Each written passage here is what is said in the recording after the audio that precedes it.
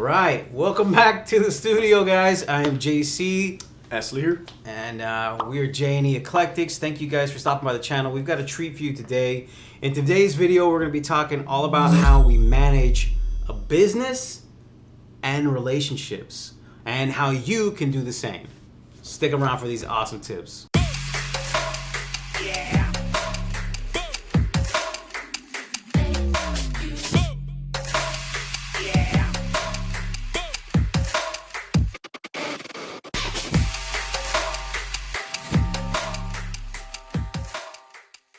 All right, guys, so let me give you a little background. I am super single. Ladies, hit me up. You should have... No, I'm kidding. Edit that or I'll be dead. So if you want to know how to keep your business afloat and your relationship, don't make jokes like that or you won't wake up. So I've only been in a relationship for a little over a year now. And for me, that's a new relationship, right? I mean, not relatively new. So it's been about a year and a half. It's a decent amount of time, but it's still, sort of new. So definitely there were a lot of pain points in between wanting to start my business, right? We had the whole 2020 lockdown, all that stuff, establishing quarantine business with a new, fresh relationship. But for you, a little bit different. Hold on, let me count. Yeah. I lost track. Esly and his wife both think their anniversary is on different days. Just putting that out there. So it's been now 8 years, going on to 9 years married. So that's almost 10 years together, so almost a whole decade. Obviously, learning and growing together and so forth. And, dealing with the business is, it's not something new, but it is something different. So a little bit about like my background. Just started with a family business, so kind of knew already what those struggles were. And then not going too much into that, and there was a long period also where it was like struggling as far as even to get a simple meal where I would give up my meal. My wife didn't know this a lot, but I would give up my meal so she could eat. So that end, I've gone through it before, so it's nothing really new, and luckily it hasn't gone to that point with this business. But family business don't cross well, so lesson learned there. Honestly, in my situation, I would say that balancing work and the business rather than the relationship. So it was actually more of a kind of like a three-way balance. Now that like you're bringing up that route. Yeah, 3 ways in relationships. Yep. Always a good idea. But no, it was having a balance of work. Luckily, before I quit my job, I was in a position where I worked three days a week. Basically, 14-hour days at minimum. So I had 4 days off. But within those 4 days, it was also balancing between my wife and as well as the business. So that was a kind of a bit tough. Tough part was, 3 days of my week are gone. 3 days of my week are gone. I have 4 days to really do all this stuff. And at the time, also going through stuff that I wasn't even looking at, self-reflecting within myself as well. It wasn't like the toughest decision I made. It was just relieving when I did make it.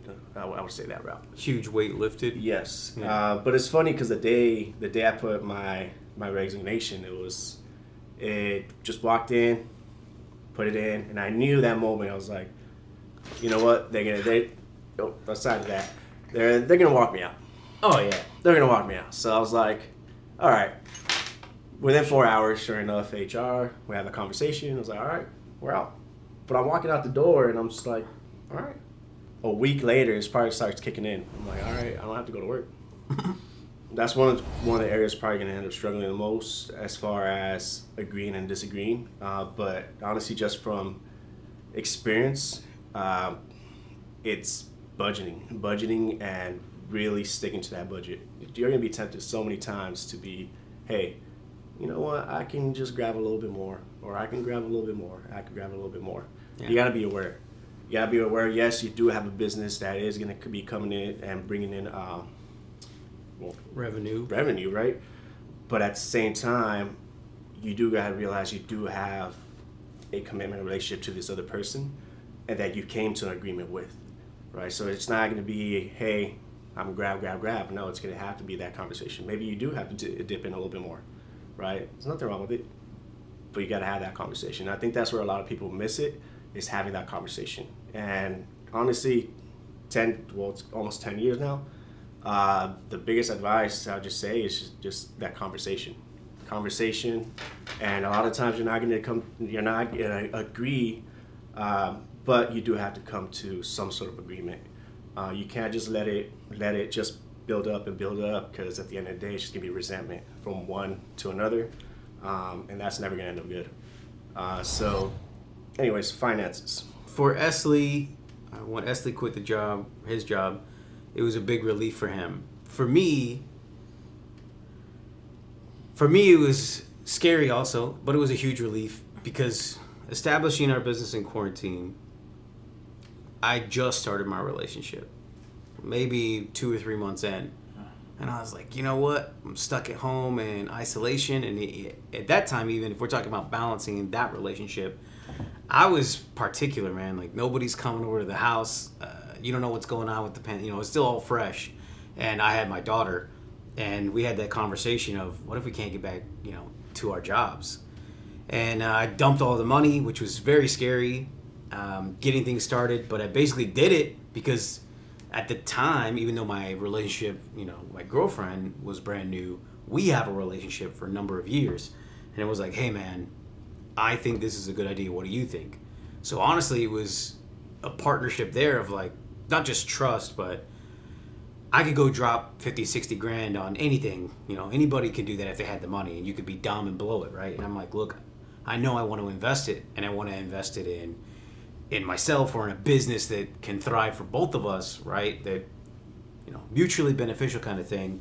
What do you genuinely think of the idea? And he literally was just like, yeah, I'm down. And I was like, perfect. That's how I knew, like, to us, like, that's kind of like, it means more than just those 2 words, I'm down. Like, he's like, yeah.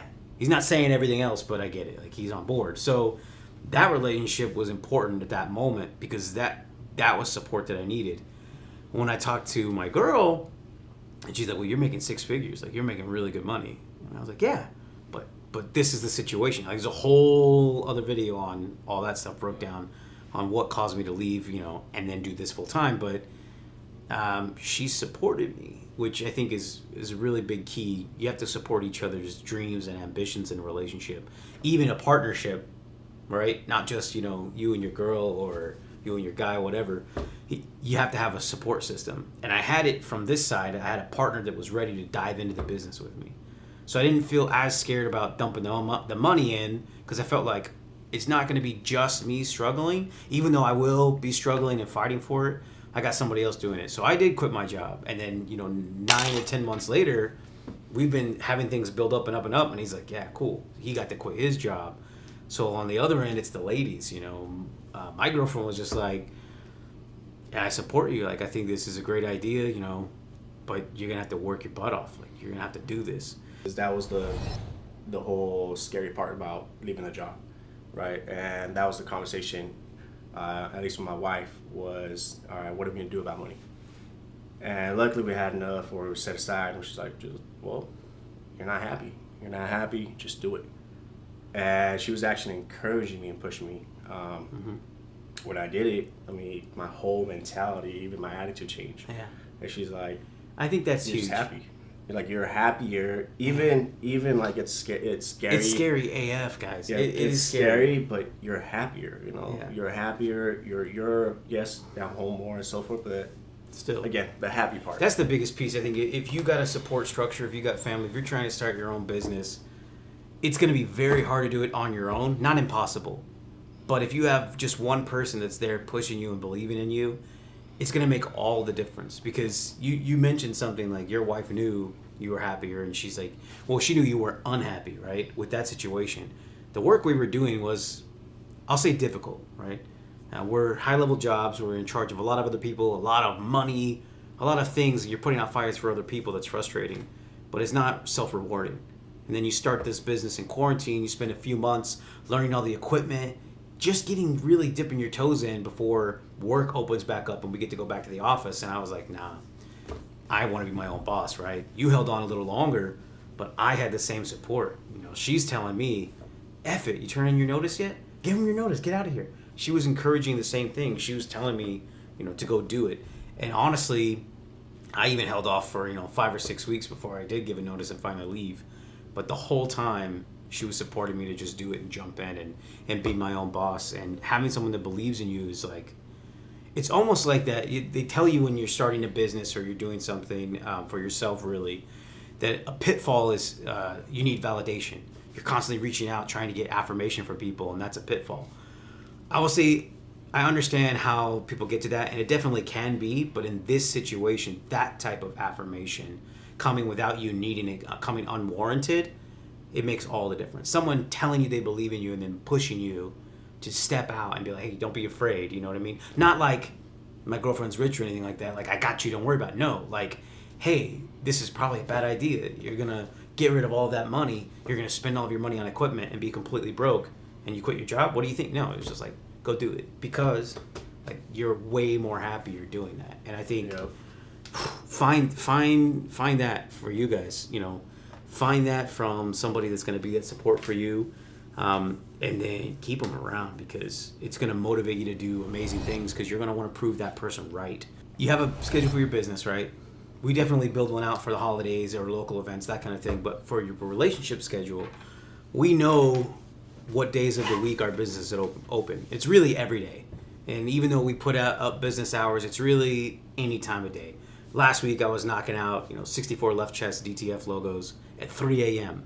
But we will find a show or a movie that's coming out or whatever it is, and we will build schedules around it to make time. And one of the cool things that we do is we haven't given everyone a tour of this whole place. They've seen the print shop. They've seen our J&E Eclectic Studio here. But we also have a theater room where we've got recliners and 136-inch projector screen. And that is one of those things that's embedded in our DNA. But in those relationships and in that programming, basically, is, hey, on Tuesday, this show's out at this time. We all know we're getting dinner together. We're loading up on the recliners in the living room. We're watching our show. And it's just one way to make sure we prioritize that time. And that's time with the four of us together. Obviously, you got to have, independent time. But, that's one of those big things, too, I think, is, like you said, making that schedule and understanding. If you say, hey, Wednesday night, we're going out for teppanyaki. Wednesday night, you're going out for teppanyaki. So investing money directly into the business is a tricky one when it comes to your relationship. So for me, right, in my relationship, it might be like, oh, I really like this bag, or I really like these shoes, or whatever. And I don't want this to sound like I don't get her gifts, right? I just bought her some really nice Bose headphones that she wanted for her birthday. But if it's like, oh, you just spent $5,000 on a new machine, but you won't buy me these 200 pair of sneakers, or $200 pair of sneakers, and it's like, well, look, the machine is going to return the investment, right? So the business does take a little bit of priority there. But I think for me, my relationship pretty much grew all through starting up my business, that she knows we'll spend money on us, or I'll spend money on her, but the majority of the money that comes in from the business, I dump right back in. So for the first several months, I wasn't worried about making money from the business. I wanted to be able to make good quality products.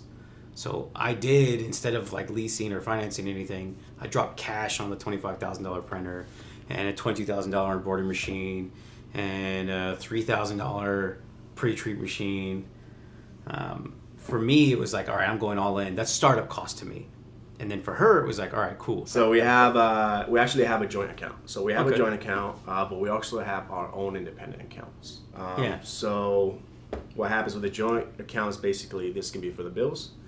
And then outside of that, your money's your money, my money's my money. Now, it doesn't necessarily mean, hey, yo, buy me something, or what Kool-Aid did you give her to get her to agree to this? Fellas out there, this is not normal.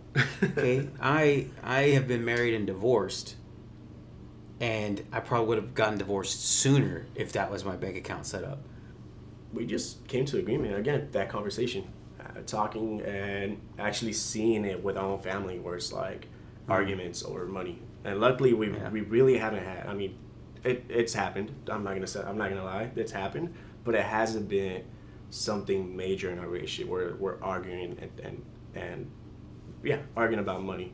Like one of the number one things people fight about in relationships. But the reason why we came to that agreement, I mean, we really didn't see it, like, not that we didn't see it worth it. It was just, it was more convenient for the both of us just to be like, hey, you know what?